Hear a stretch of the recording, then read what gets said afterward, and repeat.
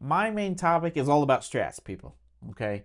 I think we have gotten to the golden era of strats right now because there are so many companies throwing out strats for different price brackets and everything like that. I right now have an Eric Johnson strat. I do love it. And I thought to myself, like, if I was in this price bracket, what would I go for? So I was thinking about you all, what you might actually enjoy for certain prices. So we're going to do kind of a price shop for the best strat for the money. So we're going to talk about used and new. Okay. I've got my list here. Yep. And we're going to go to 3 different categories on prices. So $1,000, $2,000, and $3,000 roughly. I think that's a pretty good span. I think there's a lot of people that fall in under 1,000, 2,000, 3,000. I think once you hit $3,000, then it's a personal decision because you're looking for a specific year, a certain model. So to me, 3,000 is kind of the best cap for this. Yeah, and I think if we didn't start at least $1,000, it kind of makes the options pretty narrow. We just really wanted to say, what are our, we're local musicians, we gig locally. For 1,000, 2,000, 3,000, what would we look at that could be new or used? Yeah. So you've got a new and used list. I've got a new and used list. We'll go ahead and get started on this. And if you want to fire up, I guess we want to start with used or new. Let's start with, I was going to go $1,000 AB, new used. Okay. And then go 2,000 and 3,000. Let's do that. Okay, we're going to go with new under $1,000. Yep. To me, there's not even competition. There's one option. There's one option. There's one option. And it's a PRS Silver Sky SE. Yeah. Is that what you got? $899. Yep. Brand new. There's literally no debate. No, I don't think so either. People want to talk about some of these different Fender models, the standard model and different things like that. I think they have I don't know if the Ventera or the Player Series, I'm getting all that mixed up, but it doesn't even matter. No, it doesn't matter. It's out of all the ones I've played, and I've played a lot of them at this point, the Silver Sky SE, it schools all the other guitars under $1,000 for Strat style. And here's the thing that's kind of funny, is this Silver Sky SE, I actually prefer it over the Core. Yeah. And I know price says otherwise, but it's like the Core almost goes a step further into the modern Strat. Yeah, there's something different about it, yeah. To me, it just doesn't feel as Stratty as it could. I agree. But the SE, I like more. Yeah, I actually agree with that one. So to me, brand new is a Silver Sky SE. Now used, the same as that guitar.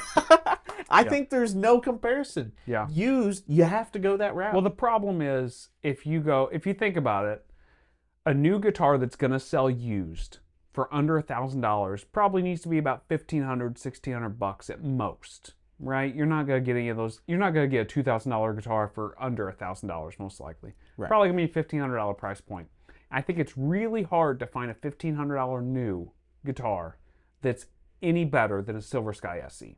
I agree. I think it's very difficult to find one. So I've got the same thing. I've got Really? Silver Sky SE. Okay. So used. I think it's fair to say if you're $1,000 budget looking for a Strat, just get a Silver Sky SE. I think the only other little thing, caveat I would throw out there is I do know there is some of that Ventera stuff that people did like a little bit more than the SE. So those are the two guitars I would look at whatsoever. I probably wouldn't even fool with looking at anything else Strat-wise other than those two. I don't think so If either. I can spit it out here. Okay, That's all right. Let's go ahead and get All yours right. going. So for the $2,000 limit, for a new Strat, so I got to be honest, I'm kind of on the fence with this one. Yeah. I've really thought this through, but I'm on the fence with it still. It's the Fender Mike McCready Strat, okay? This thing's $1,900. It is not American made. No. But it's a nitro finish. It's relict. It's relict for you.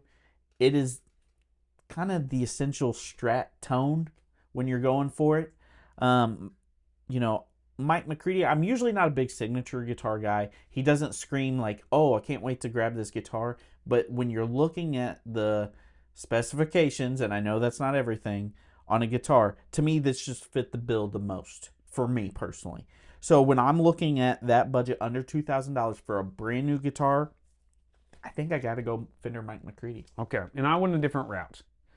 I've played a bunch of these guitars. Every time I've played them, they've been very good guitars. Some of them have blown me away more than others, but I've never played a bad one Okay. ever.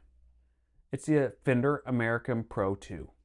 Okay. It's $17.49, I believe. And I thought that every single one of them were serviceable guitars. I thought every single one would be a great guitar to go gig with. I've never played a bad one. It's not nitro. There's a few things, that it feels a little tacky and sticky at first when you start playing it. But if you start gigging it and doing a few things with it, it's going to be a great guitar. The electronics in it that are great. I think probably under 2000. The Mike McCready's a great call. The Relic job, I think It's a little much on the Mike McCready. it does. I get it. It looks like his guitar. And I understand that they were shooting for that, and that's good. But if you're not interested in a Relic job and you don't want that, I think the other option is this American Professional 2. That's fair. And I think it's a great guitar. It really is. They are great guitars. They're kind of the workhorse of Fender. Yeah. I wish it was nitro. Me too. But you know what? You get what you get and you don't throw a fit. I do think that's probably the one thing that I'm like, I wish. Which the SE also, we didn't talk about PRS. Silver Sky SE is also not nitro. But $1,000 and less, you kind of expect that. Yeah, you kind of expect that. But this is the price range where you start talking. Some of these guitars will be nitro, under $2,000 new. Some of them won't. I would take the non-nitro, me personally, to get the American Pro 2, just because they've been a hit every time, and I do think it's a workhorse. I wouldn't be super worried about banging it up and stuff. It is a little bit tougher finish, and it's not as... I like Relic guitars, but I don't like super heavily relic guitars a lot of times. And that Mike McCready, to me, just kind of... I get it.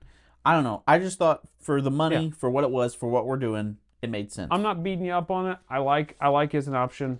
Just went different routes. So let's go ahead and go used. Yeah, so for used, I think you have to go, me personally, with the American Vintage 2. Because you can find them used around $1,700. Yeah. And to me, that is like, I talked about how the Mike McCready is like the essential Strat tone. Well, this is the essential Strat tone, but American made. It is got all the appointments that you want with it. It's nitro finish. You don't have to change a single thing about it. I've got the same thing. I went with American Vintage 2, about $1,700, like you said. And yeah, there's a 61 version of it. They just released that 65, all that type of stuff. You can kind of pick and choose. They got maple boards, rosewood boards, all the things. And I think it's hard to beat. It's really hard to beat in that price point. It is. All right, here we go. The last bracket of price points. Yeah. $3,000. $3,000 and under. And so here's what we want to preface to this. We know some people can't afford that. And honestly, I'm mostly in that realm too. I don't think I have a guitar over, well, especially that being used now, I don't have a guitar over 2,000. So I haven't even hit the 3,000 mark. But this is something I'm looking forward to. I think it could be a good argument to say $3,000. Let's see what we can get out of that price point. Yeah. So anyways, we wanted to do it for you all. So brand new, $3,000. I'm actually not looking at Fender or PRS. Okay. I'm looking at K-Line. Yeah.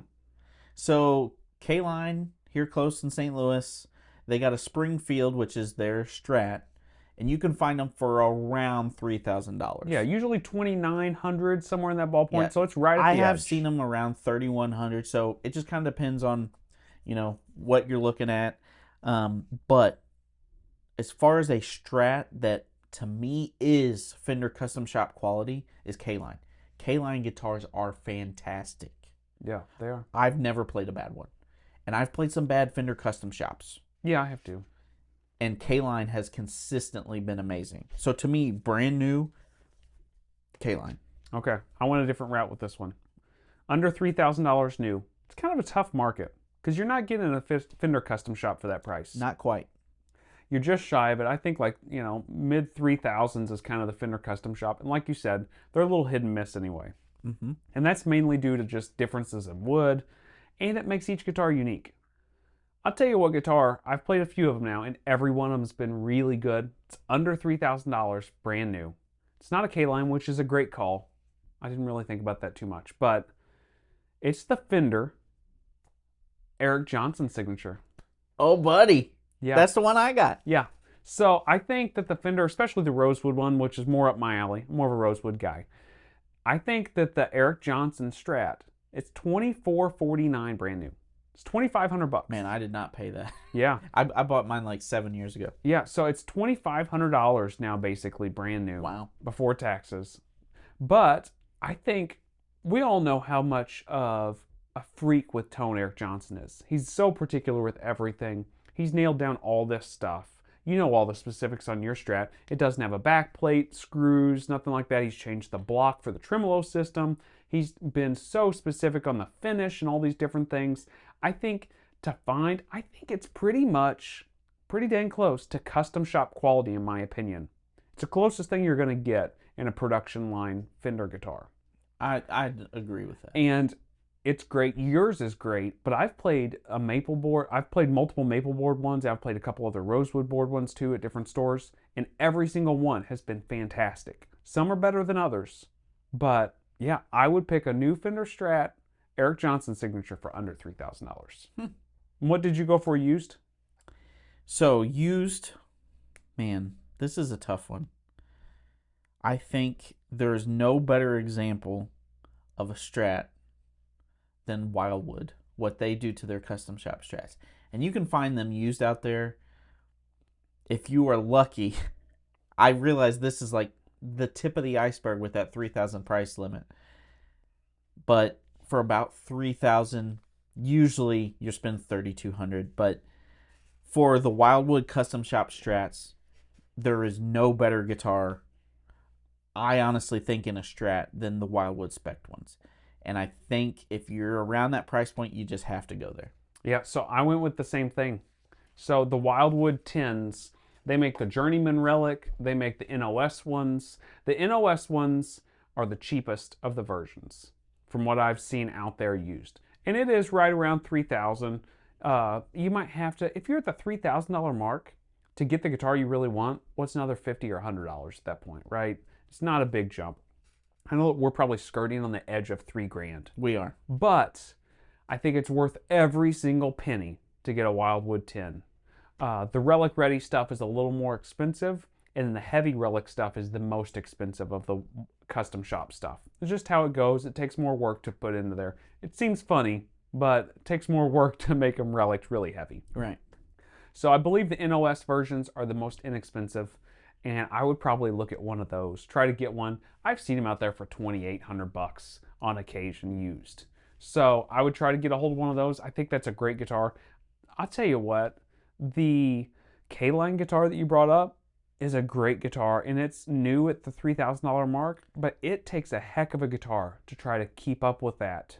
And you can find those used for like $2,200. Yeah, at least, yeah, 25 to 22, I think is a pretty good price for those. They're fantastic guitars. Whenever you start getting above the $3,000 price range, there's a bunch of different options. You're talking maybe going into vintage realms and different things. And it's all personal preference at that point. Because there's not like, oh, this model will do it for you. You know, for me, for a Strat, I love the idea of around 61 to 63. Those are the years for me. For you, you might be more of a mid-60s. Yeah. You know, yeah. so. It's the same with like Tellys or anything like that. You got Blackguard, early 50s stuff, and then you go into the 60s with different models. You've also got late 50s stuff. But yeah, I think once you get above there, you're looking at things like a Nachocaster. You're looking at Danacasters. You're looking at vintage guitars. You're looking at maybe a special order master built Fender. You know, a Sin guitar. Yeah, an original Sin guitar. There's a bunch of options after that. However, it's not necessarily, I don't think really, and